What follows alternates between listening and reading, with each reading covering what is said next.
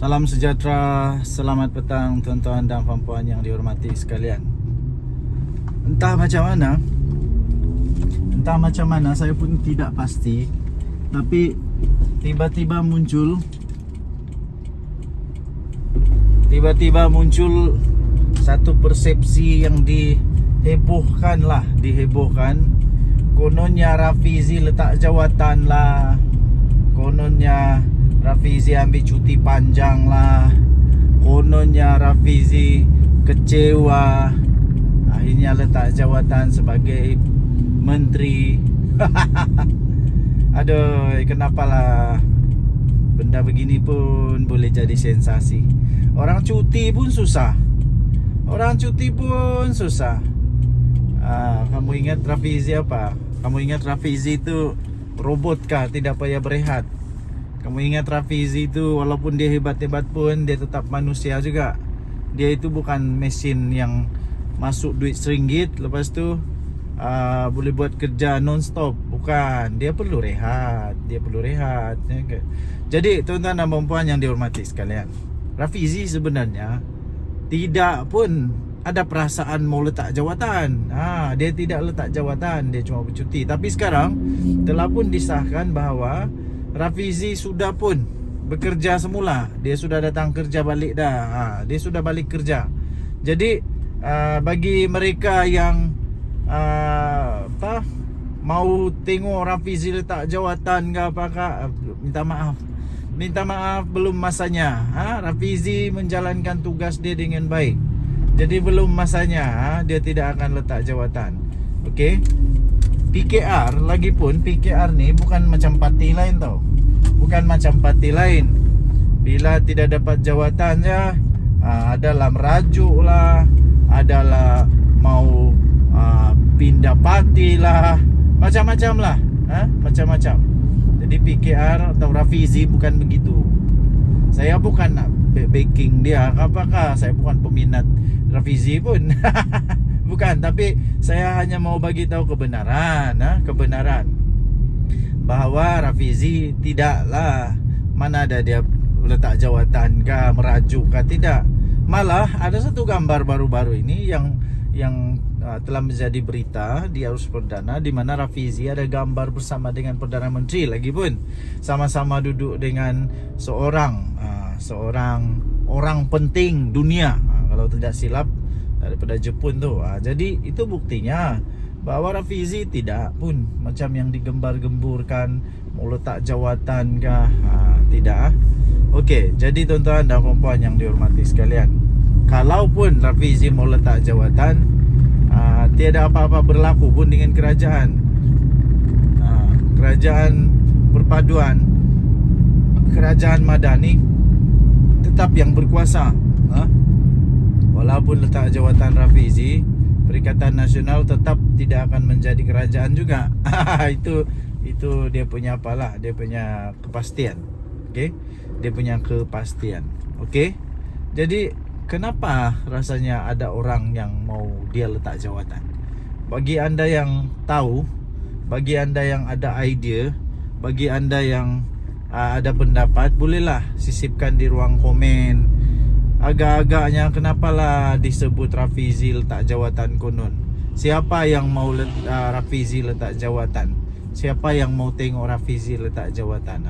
Mungkin kamu ada pengetahuan kah, kamu ada maklumat, ada info kah, ada komen kah? Silalah di ruang komen. Okey? Dan Nadi Suara Rakyat bergema di channel ini. Jangan lupa tekan butang subscribe, like dan share. Kita jumpa lagi. Bye-bye. Salam sejahtera, selamat petang sekali lagi tuan-tuan dan puan yang dihormati sekalian. Pada hari ulang tahun anniversary ke-31 APCO baru-baru ini, saya interview salah seorang generasi muda yang ada di Sabah, dan ini saya sisipkan dia punya komen tentang APCO. Saya pilih APCO sebab saya suka dengan kepimpinan YBE Won. Dia bukan saja memfokuskan bukan saja untuk semua, tapi dia memfokuskan satu-satu golongan muda belia dan juga golongan yang sudah dewasa dan senior kepada yang telah menjadi contoh untuk golongan muda-muda. Baik. Kemudian benarkah menteri ini yaitu Datuk Ewon Benedict seorang yang memang mempertahankan hak semua golongan, termasuklah golongan belia. Ada satu sisipan yang saya ingin berikan kepada Anda yang bertarik 22 April tahun 2025 yang lalu. 22 April, ini baru-baru juga. Bukan 1 tahun yang lalu, bukan juga 2 tahun yang lalu, baru bulan lalu. Yaitu satu program di mana beliau telah melawat pameran dan menyantuni siswa-siswi yang menghadiri program Co-op Talk Menteri dan Siswa 2025 di mana di Universiti Teknologi Mara UiTM Shah Alam. Ini membuktikan bahwa memang benar menteri ini seorang yang memang sangat-sangat bertanggung jawab melaksanakan tugasnya, terutamanya untuk mendidik generasi muda untuk mengambil bahagian di dalam kemakmuran negara Malaysia. Persoalannya mudah saja. Bagaimana kita di Sabah? Sebab itu, sekali lagi, tanpa melihat latar belakang politik Anda, saya ingin menggalakkan semua belia supaya mengambil perhatian sesungguhnya, sungguh-sungguh kepada kementerian ini, yaitu KUSKOP. Nah, type saja di Google, keluar itu, KUSKOP. Nanti keluarlah nama kementerian itu, cari di sana peluang-peluang yang belia boleh ceburi. Ya.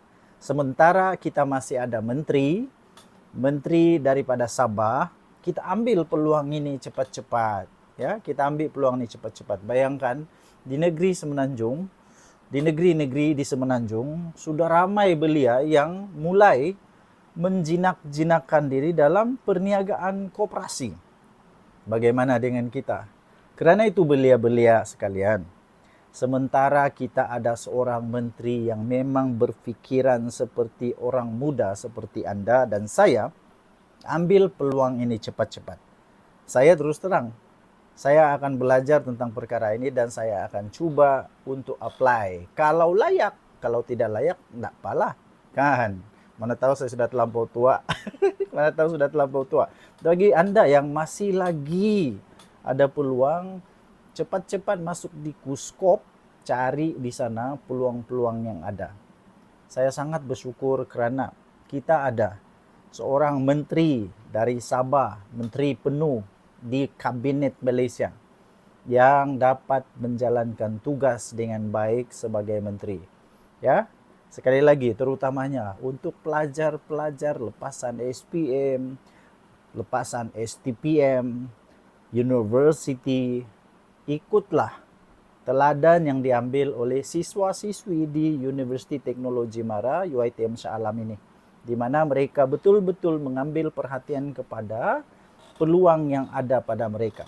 Sekali lagi, ingin mengucapkan tahniah dan terima kasih kepada menteri kita, Ewon Benedict. Ya, menteri yang masih muda, bertenaga, sungguh bersemangat dan sungguh-sungguh mau membantu rakyat negeri Sabah, terutamanya para belia.